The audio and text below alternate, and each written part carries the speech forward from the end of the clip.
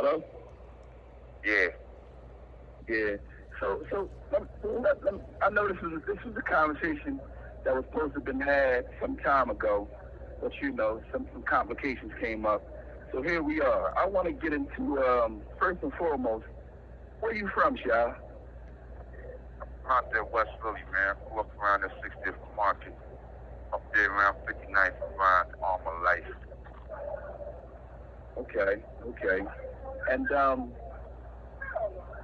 during your journey through the federal system, how did you come in contact with Pennsylvania State Correctional Institution, Scottsdale. This call is subject to recording and monitoring. Say this again, bro. How did you come into contact with Wayne Perry? There in Florence, Colorado, at the ADX, some facility. I was up there from 2005, 2013, and I met him in 2008. We was on the same unit. We was on FA1 together for like 8 years. Good brother there, real good brother. That's my friend, man. Yeah, that's what I want to. That's what I want to get into. Like, this is a call from Pennsylvania State Correctional Institution, Scottsdale. This call is subject to recording and monitoring. The government, got him portrayed as this vicious, bloodthirsty animal killer. All the weird shit that they do when they trying to demonize a particular person. Tell me, like, what kind of dude is he for real? Aside from all that. Aside from all that, first of all, brother, stand-up brother. Second, I would say, he strives to be righteous. He's a humble individual, devoted. Just a straight up man all the way around the border, devoted Muslim. He's a family man. He cared much about his family, loved his people. I would go as far to say, like, he's the type of individual, if you're in a predicament and you don't have, he'll go ahead and extend, even if he don't know you, with no strings attached. Like I say, man, he's a solid brother, stand-up dude, and somebody I really, viewed as a friend, a personal friend. And it really disgusts me, how the media tries to portray him to be this type of atrocious monster, if you will, right? But that's the United States colonial empire for you. Well, listen. All right, so let's get into this. We all know the nigga Alpo got his face blew off. We all know what he This did. is a call from Pennsylvania State Correctional Institution, Scottsdale. This call is subject to recording and monitoring. Yeah, exactly. That kind of like made my day, man. That was the best news I've received since I've been incarcerated, you hear me? I know that's right, bro. I know that's right. Yeah. So listen, explain, Wayne Perry's feelings about this bull when y'all, say it again, bro. Explain. Say it again. You hear me? Yes, sir. I said, explain Wayne Perry's feelings about this guy, Alpo. Explain how he felt. Straight to the point, right? Straight to the point. Yeah. The brother was real bitter. Felt betrayed, set up, lined up. He was real deplorable, in regards to this individual, the rat that we're talking about. Lot of regret, lot of hurt, man, a lot of pain, you see what I'm saying? A lot of that, bro. Like the brother is a stand-up dude, and for somebody like this individual that we're discussing to take him down, that's a great loss, to our community, to our people, to the suffering, all of that. So let me ask you this. Was he responsible for him going on death row when he was placed on death row in Virginia? Was Alpo responsible for that as well? Well, from the brief discussion on that subject matter, right? He played a significant role leading up to him being placed on death row there down there in Virginia. God dang. Yeah, the brother had eight. He has 8 life sentences, like seven life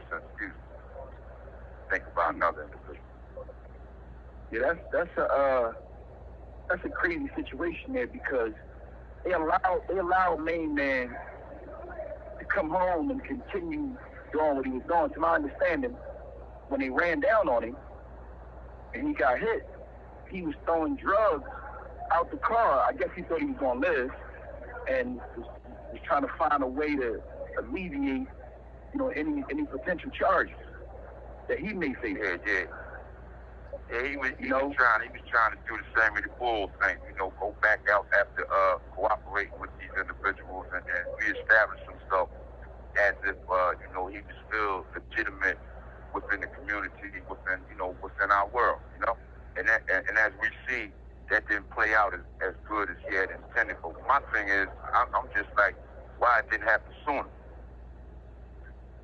Well, that's an issue that we having in the streets. It's a lot of rats running around, and it's like, to me, it appears that people are taking, adapting the word adapt, and they're misusing it in the form of adoption. Like a person will say,